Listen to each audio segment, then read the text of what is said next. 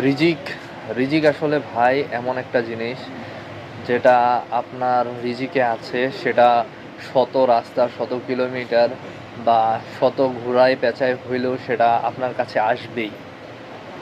আজকে একটা ঘটনা বলি। আজকে সকাল থেকে এখন বাজে দুপুর আড়াইটা। সকাল থেকে আমার কিছু টাকার প্রয়োজন হতেই পারে, এটা স্বাভাবিক।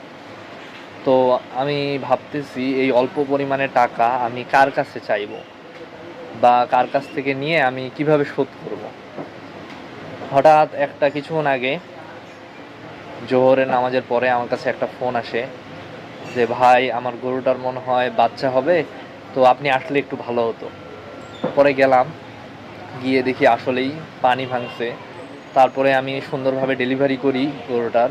ডেলিভারির পরে সেই গরুটাকে কৃত্রিম প্রজনন আমি করছিলাম। এত সুন্দর বাচ্চা হইছে মাশাআল্লাহ।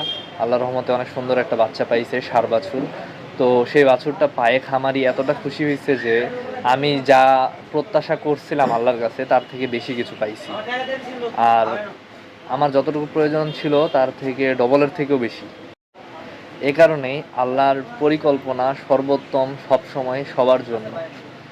তো রিজিক সেটা ছিল আমার। রিজিকে ছিল, ঘুরায় পেঁচায় হইলেও আমার কাছে আসছে, আলহামদুলিল্লাহ।